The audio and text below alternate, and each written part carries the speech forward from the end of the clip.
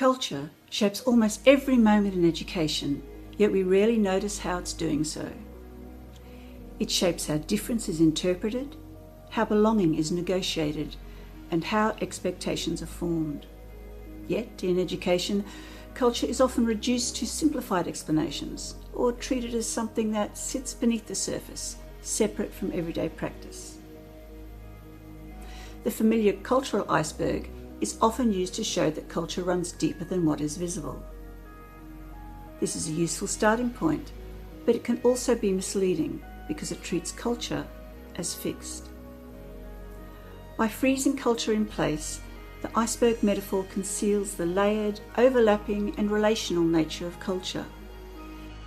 It also shifts attention away from the context where cultural meanings are produced.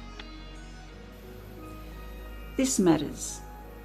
When culture is imagined as stable and group-based, responsibility quietly shifts away from institutions and onto individuals.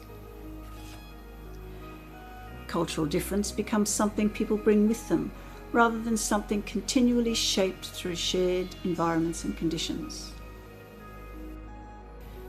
To disrupt this, Oge and Edelman propose thinking about culture differently. They offer three metaphors: culture as language, air, and a non-Newtonian fluid. Their aim is not to simplify culture, but to make its complexity more thinkable. Each metaphor highlights a different way culture operates in practice. Culture as language. Like language, culture is a shared repertoire. People draw on it, interpret it, and use it in different ways. Referring to a common culture does not mean people think or act in the same way. Like languages, cultures change across time and place and are continually reshaped through use. This metaphor helps de-dramatize difference by showing that cultural difference is about meaning-making rather than threat. Culture as air. Culture, like air, is everywhere. It is essential, yet often unnoticed, until conditions change. We tend to notice air when we move into a different environment or when something disrupts it. Culture works in much the same way.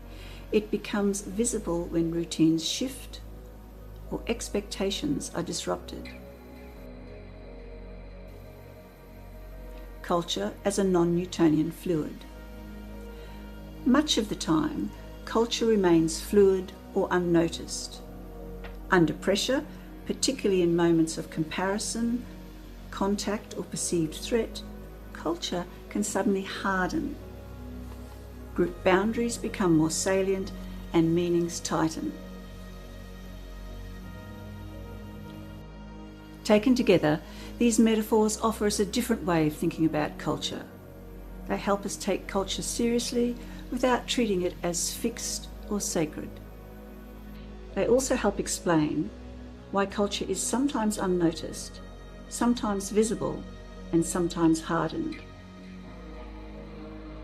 For educators, the challenge is not to ignore culture when it seems fluid, nor treat it as fixed when it solidifies under pressure.